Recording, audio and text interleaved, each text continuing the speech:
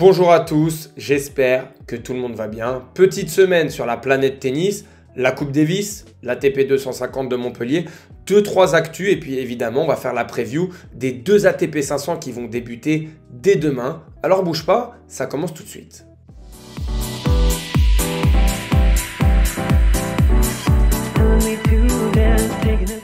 Dans un premier temps, on va faire un petit point sur l'actualité du moment, sur ce qui s'est passé cette semaine. Ensuite, on va revenir sur l'ATP 250 de Montpellier ainsi que la Coupe Davis.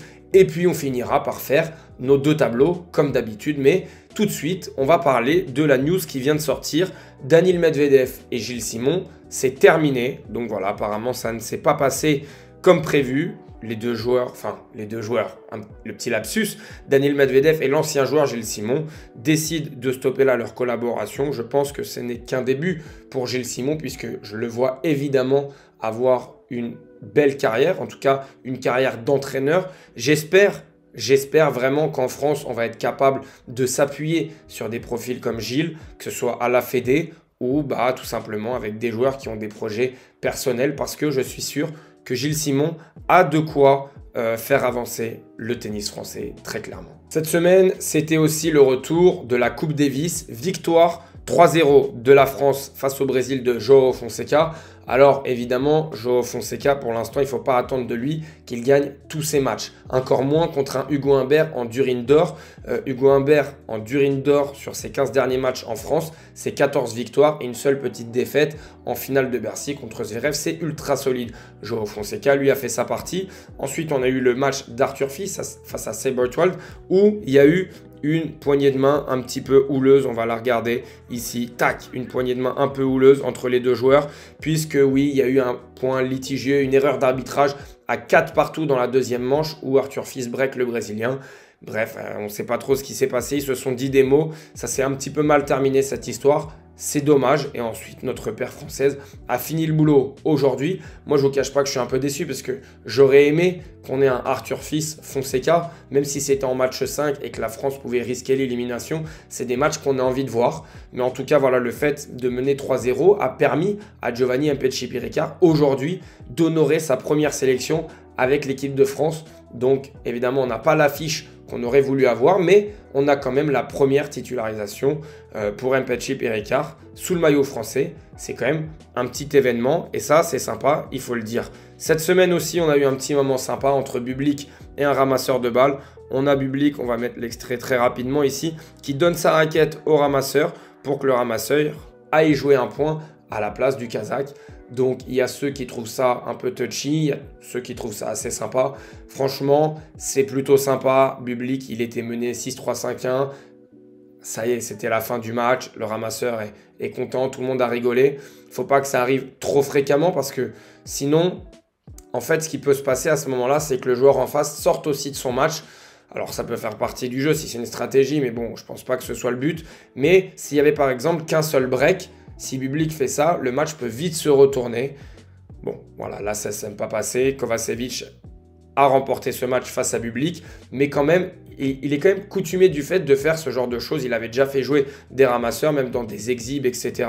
Donc, on sait qu'avec Bublik, c'est tout ou rien. Il était tenant du titre dans ce tournoi. Apparemment, bon, il était venu, il a gagné un match, il est reparti. C'était pas très important pour lui. Je ne sais pas trop quelle tournure peut prendre sa carrière à ce joueur qui est quand même pétri de talent, mais qui au fond n'est absolument pas du tout sérieux.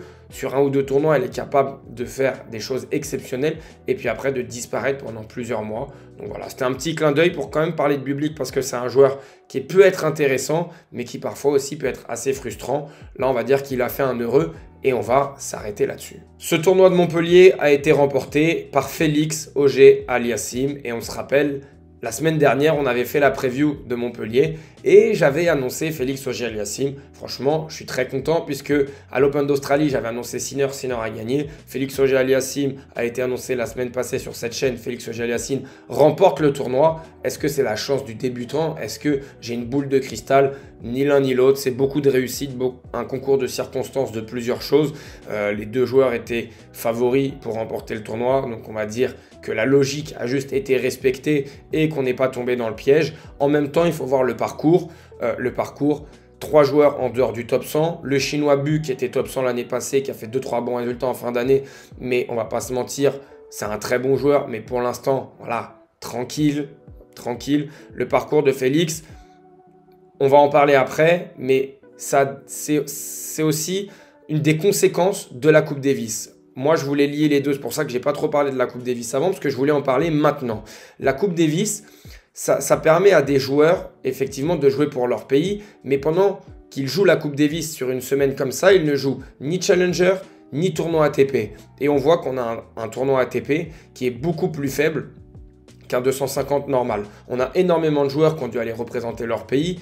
On pense à la France, au Portugal, on pense au Brésil, où ces joueurs-là, même les Pays-Bas, l'Espagne, je vois tous ces joueurs-là qui auraient quand même été contents de jouer ce 250 à Montpellier et qui vont représenter leur pays en Coupe Davis et qui, à partir de ce moment-là, en fait, laissent un tableau hyper ouvert pour des joueurs comme Kovacevic. Kovacevic qui est passé par les qualifications, qui, entre guillemets, n'a jamais fait de résultats dans sa carrière, dans d'autres tournois, et qui là a quand même eu lui aussi un parcours pas facile ni difficile, mais abordable, et c'était un tableau qui était extrêmement ouvert. Donc la Coupe Davis, c'est une très bonne chose. On est très content qu'il y ait le retour de cette compétition avec le format à la maison, puisqu'on a vu quand même des salles pleines avec un bon public. J'ai adoré la rencontre avec le Danemark et Holger Rune, où il y a eu un public vraiment qui était présent. En France aussi, mine de rien, petite salle, mais le public ultra présent.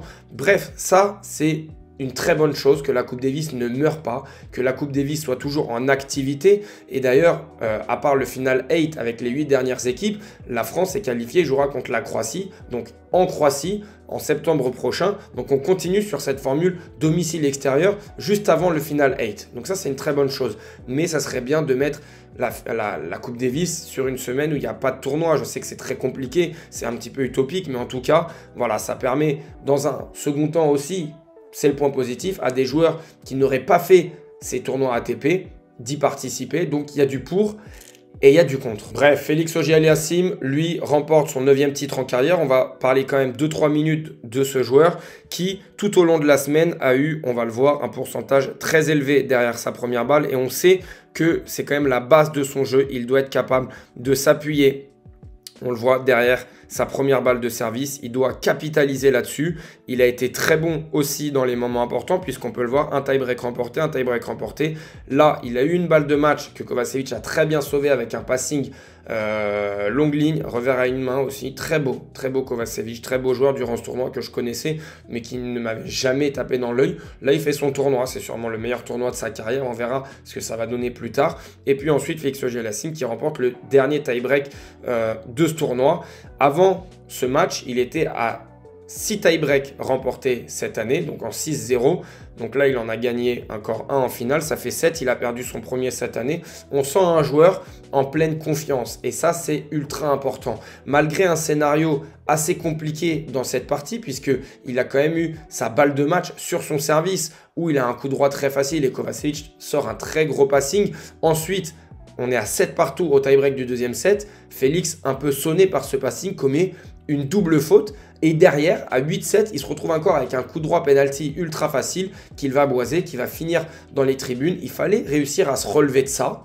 Il va réussir à le faire avec un super troisième set où il aura fait quand même la course en tête. Et ça, c'est quand même, je trouve, remarquable mentalement. On le voit, ça, c'est des stats. C'est assez parlant pour un joueur comme Félix qui aussi joue beaucoup à la confiance, qui a besoin d'avoir un service en place, qui a besoin d'avoir un coup droit en place. Alors oui, il y avait énormément de déchets, encore une fois, en revers, surtout dans les moments de prise de balle tôt. Dès qu'il faut venir prendre la balle tôt en revers, ça peut finir dans le filet, ça peut finir boisé. C'est assez compliqué. Il y a 2 coups qui ont été déterminants. C'est le revers longue ligne de Kovacevic qui a fait énormément de dégâts aux Canadiens et a contrario, le Canadien, lui, qui n'a pas été capable de faire des revers longue ligne pour déplacer suffisamment son adversaire. Donc on s'est retrouvé un petit peu sur une roulette russe avec un tie-break au 3e set où les 2 joueurs auraient pu remporter ce tournoi. Mais au final, le Canadien fait le travail et ça, c'est ultra important.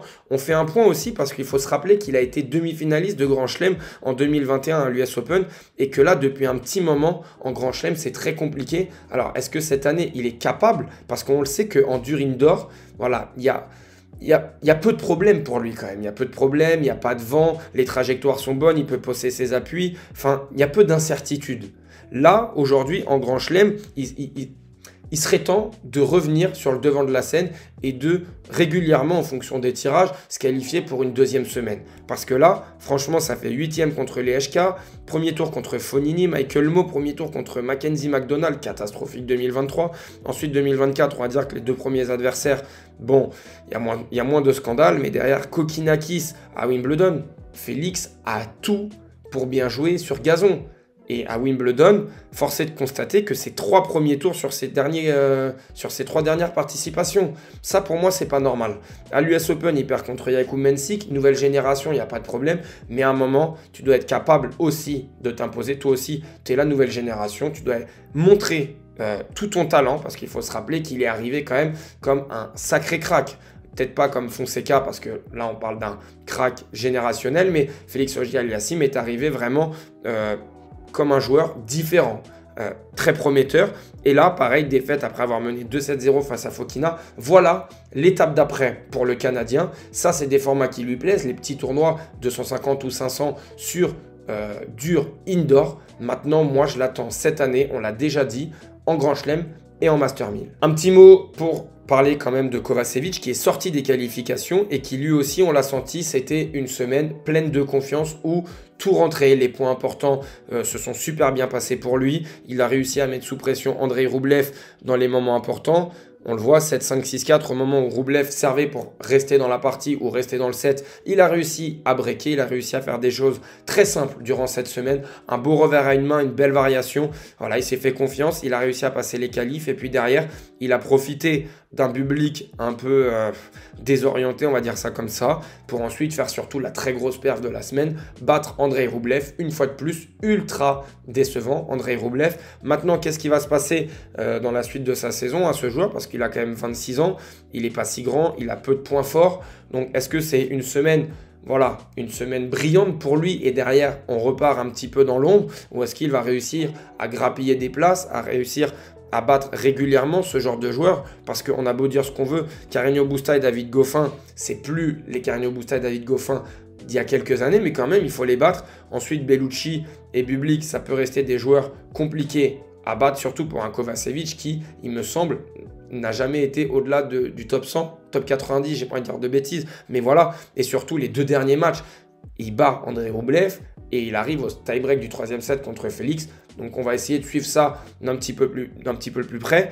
Moi, je pense clairement que c'était une semaine brillante pour lui, mais malheureusement, j'ai peur que les prochains tournois, ce soit très compliqué. On va suivre ça. Une dernière news avant de partir sur les tableaux de Rotterdam et de Dallas. On a Hugo Blanchet, un jeune Français qui a 26 ans, qui est pas si jeune, mais quand même qui est jeune et qui se bat sur le circuit Challenger et qui aujourd'hui remporte son 2e titre. Donc ça, c'est quand même à noter. Le circuit Challenger, très clairement, qui est ultra important. On a énormément de joueurs français qui brillent chaque semaine, donc j'ai envie de le souligner. Et puis surtout, on a Romain qui nous l'écrit ici. J'ai suivi un petit peu sa semaine aussi. Il a terminé 3 fois 7-6 au DER cette semaine. Donc ça, c'est quelque chose d'ultra important. Pareil pour la confiance. On espère que sur les prochaines semaines, Hugo, qui a quand même un bon potentiel pour se rapprocher du top 100, top 110. Et puis après, on ne sait jamais ce qui se passe. Vraiment, entre le top 50 et le top 150, il y a très peu d'écart. Des fois, ça se joue à peu. On le voit là, gagner 3 fois 7-6 au DER, c'est très léger, mais au final, ça fait une différence énorme. Il va être de retour dans les 160 premiers joueurs mondiaux. Donc maintenant, il faut y avoir un tout petit peu plus de réussite, confirmé avec 1 ou 2 bons résultats. Et là, on pourra s'y rapprocher du fameux top 100. Allez, c'est l'heure de faire les tableaux. Rotterdam, on a les qualifiés qui sont sortis. Et Dallas, malheureusement, les qualifiés ne sont pas sortis puisque ça va se jouer ce soir. Donc Dallas, on va un petit peu faire comme la semaine dernière et jouer un petit peu, pas au pif, mais en essayant de voir si les qualifiés, oui ou non, peuvent s'en sortir. Je voulais quand même le souligner. Ça, c'est cette semaine à Montpellier. J'ai gagné en étant premier ex-aequo avec LB. Donc LB, bravo à toi. Val tie-break, bravo à moi. Je suis très content de m'en sortir. On va essayer de confirmer. On est plus de 110 dans le groupe. Donc ça, c'est une très bonne chose. On est de plus en plus nombreux. C'est parti. On va aller faire le tableau de Rotterdam pour commencer. J'ai pris aussi ici le tableau officiel parce que on a les qualifiés qui sont sortis alors que sur le site, pour l'instant, tout n'est pas encore actualisé.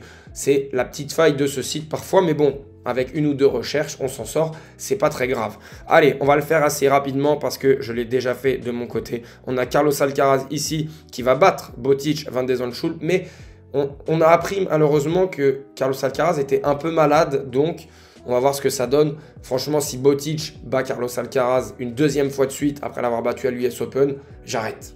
Là, j'arrête tout. Franchement, j'ai pas envie d'y croire. Ça me ferait trop mal à mon tennis. On va faire confirmer Félix Auger-Aliassime puisqu'il va jouer le qualifié Vavasori. Je ne vois pas Félix Auger-Aliassime perdre contre Vavasori. On enchaîne ensuite avec Bautista Agut dans ce duel. Je vois Holger Rune s'en sortir. Rublev ici au premier tour. On va vite sur la première ligne, on enchaîne. Si vous voulez suivre, vous pouvez mettre pause aussi pour voir un petit peu plus en détail. Je trouve Andurine d'or qui ferait bien de lancer sa saison. Ici, un duel de gros serveurs et de gros frappeurs. On va mettre Jiří Liečka. Moi, j'ai déjà rempli de mon côté. C'est pour ça que j'enchaîne. Hurkacz qui va gagné contre Flavio Cobolli. Flavio Cobolli qui m'a déçu encore une fois cette semaine, qui a des problèmes physiques, on dirait. Arthur Fils c'est contre Lestienne, il me semble, je l'avais vu. Voilà, contre Lestienne. Je vois évidemment Arthur Fils s'en sortir. Kovacevic qui va avoir du mal à relancer la machine contre notre Français Mpetshi Ricard. On a Mensik qui a profité d'un public aux abonnés absents. Il me fera mentir, Bublik va gagner 1-1, on verra. Alex de Minaur qui va battre David Goffin. On a Tsitsipas qui joue contre Harold Mayo, c'est bien ça, voilà, je m'en souvenais. On a donc Tsitsipas qui bat ici. Là, on a un match, franchement, ça c'est le genre de match que j'adore. Griekspoor à domicile, puis surtout Griekspoor en indoor, qui est un joueur ultra solide contre Berrettini. Moi, je vais mettre Talon Griekspoor, parce que vraiment, c'est un joueur qui est sous-coté. Qui est ultra sous-coté. Dans mon top 3 ou des top 5 des joueurs sous-cotés. Je trouve ce joueur vraiment très solide. On a, alors, Roger, non, je ne crois pas ça. C'est un joueur de double. Il n'a rien à faire ici. C'est la wildcard contre Bellucci. Je vais mettre Bellucci contre la wildcard. Et ici, Daniil Medvedev. On enchaîne Medvedev qui jouera contre Griekspoor. Griekspoor qui va battre Tsitsipas. De Minaur qui va écumer Jakub Mensik. Et là, on a le duel de Français. Sacré match, mine de rien. Et dans ces conditions, je vois bien Mpetshi Ricard s'en sortir 7-6 au troisième set. On en reparlera. Ici, Jiří Liečka va battre Hubert Hurkacz. Rublev contre Struff. Ici, Holger Rune. Et puis là, Carlos Alcaraz met fin à la belle série de victoires de Félix Auger-Aliassime. Et c'est maintenant que ça devient intéressant, puisque Carlos Alcaraz face à Holger Rune, évidemment que j'ai envie de partir sur Carlos Alcaraz, mais j'ai peur qu'il soit diminué. Vraiment, j'ai peur qu'il soit diminué. On verra bien ce que ça donne. Après, Holger Rune qui vient de faire une grosse semaine, enfin un gros week-end surtout, en Coupe Davis. Est-ce qu'il va réussir à enchaîner ? Je ne pense pas, je ne pense pas. Donc même un peu diminué, je vois quand même Carlos Alcaraz s'en sortir. Ici, je vois Andrei Rublev. Oui, je force avec Andrei Rublev. Andrei Rublev, c'est quand même un joueur. Déjà, j'ai trouvé que sa semaine était assez positive dans son comportement et dans son attitude. Et ça, c'est quelque chose qui vraiment m'intéresse. Moi, j'attends de lui des progrès, surtout dans la tête. Il avait sorti une interview ultra intéressante où il disait qu'il ne comprenait pas comment il avait pu s'énerver autant. Donc, je pense qu'en 2025, peut-être pas tout de suite, mais on va avoir des progrès de ce côté-là chez le Russe. Et ensuite, on a Mpetshi Ricard face à De Minaur. Vous savez, ça, c'est quand même une opposition de style ultra intéressante. C'est deux joueurs qui n'ont absolument rien à voir avec Mpetshi Ricard, on peut s'attendre à tout parce que le service de De Minaur est quand même assez faible. Moi, je vais partir sur le français parce que j'imagine qu'il est capable d'exploiter les failles au service de l'Australien qui, clairement, lui, est très bon à l'échange pour faire craquer le français, mais qui n'est pas non plus un excellent relanceur en soi. Alors, il a des très bonnes stats à la relance, il est même dans les meilleurs relanceurs, il me semble, sur l'année 2024, mais sur la relance pure, je ne suis pas sûr que ce soit un des meilleurs relanceurs. Après, il est capable, une fois que l'échange s'installe, là, de breaker régulièrement ses adversaires. Sauf que contre Giovanni, je ne suis pas sûr qu'il y ait énormément d'échanges et que sur ces jeux de service, si imaginons Mpetshi Ricard arrive à servir en premier, à faire la course en tête, il peut y avoir énormément de difficultés du côté de l'Australien pour garder ses mises en jeu. Donc je vais partir sur le français, Andurine d'or. Moi franchement, c'est un joueur sur qui on peut tout imaginer. Donc moi j'imagine le positif sur cette semaine. Ici, Talon Griekspoor qui continue sa très grosse semaine face à Daniil Medvedev, mais malheureusement ça s'arrêtera en 3-7 et ça sera une victoire de Daniil Medvedev. Et voilà nos demi-finales. Carlos Alcaraz va jouer contre Daniil Medvedev. Ce sera l'étape de trop pour notre Français et Carlos Alcaraz qui remporte ce tournoi. Vous avez vu, c'est sport, hein, mine de rien. Heureusement que je l'ai fait en avance, que je sais exactement ce que j'ai mis. Et là, on va enchaîner avec Dallas. Et le premier match exceptionnel, Taylor Fritz, Arthur Rinderknecht. On sait que les deux s'entendent pas forcément bien après les épisodes qu'il y avait eu à Roland-Garros ou à Wimbledon. Malheureusement, je pense que Taylor Fritz sera le papa de Rinderknecht. Pourquoi je dis ça? Il faut se rappeler, si vous avez suivi toutes les vidéos, quand sur le circuit, on bat 3 fois de suite un même adversaire, apparemment, ça devient notre papa. C'est Ben Shelton qui l'avait dit en interview. Donc voilà, je pense que Taylor Fritz va réussir à battre une 3e fois de suite le Français, malheureusement. Kekmanovic face à Shapovalov. Je vois Shapovalov remporter ce match. Manarino qui continuera de sombrer, malheureusement. Kei Nishikori face à Marach. Kei Nishikori qui sort d'un week-end de Coupe Davis comme Marach. Les deux joueurs, ça c'est vraiment des matchs intéressants où c'est hyper dur de trancher, surtout rapidement comme ça, sans trop se plonger dans le match. Je vais partir sur la puissance physique de Marach qui peut faire baisser le japonais en intensité. On a ensuite un retour de Brooksby qui pour l'instant n'est pas du tout concluant. Tommy Paul va remporter ce match. Ici les qualifiés, j'ai regardé un petit peu, je vais en faire passer aucun. Je trouve que les qualifiés sont relativement en dessous les joueurs qu'ils doivent affronter. Donc ce sera Vajda ici, Opelka ici, Mikkelsen, Arnaldi. On a ensuite Fokina forcément face aux qualifiés, je l'ai dit. Bu qui va enchaîner face à Munar. Là, Ben Shelton qui va battre Vukic. Tiafoe, Nakashima, j'avais mis Nakashima, là j'avais mis Carbales. Et ici, Casper Ruud. On enchaîne ici avec le deuxième tour. Tyler Fritz qui va enchaîner face à Marach. Tommy Paul qui va enchaîner face à Reilly Opelka. On a Arnaldi qui va jouer face à Ben Shelton. Et on a Tiafoe qui va jouer face à Casper Ruud. On continue, on s'approche de la fin de ce tournoi. Taylor Fritz, toujours très fort. Chez lui, dans les tournois 250, 500 aux États-Unis, on devrait regarder les stats. Il est monstrueux. Et il va clairement avancer dans ce tableau pour rejoindre Tommy Paul. Tommy Paul qui va galérer contre Reilly Opelka. Mais Tommy Paul qui a un sacré bon œil et qui va réussir à relancer Opelka plusieurs fois pour lui faire un break dans chaque set. Ben Shelton va battre Arnaldi pour jouer face à Frances Tiafoe. Et là, on se retrouve avec 4 Américains. 4 Américains en demi-finale. Assez logique en même temps vu le tableau, ils sont en nombre. Très clairement, Dallas qui d'ailleurs est passé en catégorie 500. Il me semble que l'année dernière c'était un tournoi de 150. On a Taylor Fritz qui va battre Tommy Paul et Frances Tiafoe qui va battre Ben Shelton. Voilà notre finale et moi ici je vais faire gagner le match, je vais faire remporter ce tournoi pardon à Taylor Fritz. Alors encore une fois, on est en début de saison et je fais remporter Alcaraz, tête de série numéro 1 de Rotterdam, Tyler Fritz, tête de série numéro 1, comme Félix Auger-Aliassime à Montpellier, entre guillemets comme Yannick Sinner. En début de saison, comme ça pour moi, les patrons doivent répondre présent, très clairement. Au fur et à mesure de l'année, ça y est, on commence à avoir des changements, des joueurs qui montent et tout. Mais là, on est vraiment sur la continuité de la saison passée et j'estime que les meilleurs joueurs doivent continuer de dominer, en tout cas sur une petite durée, janvier, février, mars, à partir du moment où la saison sur terre battue va arriver, là, j'estime qu'on va commencer à avoir quelques changements, mais sur ces deux ATP 500, pour moi, les têtes de série numéro 1 vont remporter le tournoi. Bref, ça y est, on a fait le tour, on a fait le tour de l'actualité, on a fait nos deux tableaux, que ce soit Rotterdam et Dallas, je vous invite à aller les faire, vous avez quand même du temps, vous avez toute la soirée pour le faire, vous avez jusqu'à demain pour le faire, il me semble qu'il y a encore plusieurs heures, vous avez tout simplement le temps avant que le premier match de chaque tournoi commence. Donc il y a de la marge, vraiment on est déjà 111 dans le groupe, je viens de voir, chaque semaine on va être de plus en plus nombreux et ça va être de plus en plus fun à faire ce genre de tableau. Moi je prends beaucoup de plaisir à faire ces vidéos, donc comme d'habitude n'hésite pas à mettre ton meilleur pouce, à partager, ça m'aide énormément. La chaîne continue de se développer alors qu'on est dans une période creuse entre guillemets, mais cette semaine 2 ATP 500, ça franchement c'est monstrueux, on va bien manger, on va avoir des super matchs, on a les meilleurs joueurs qui sont de retour, alors pour ne rien rater, je t'invite à t'abonner évidemment et nous on se retrouve au cours de la semaine et puis tous les jours sur les formats réels, short que vous connaissez. Je vous dis à très vite.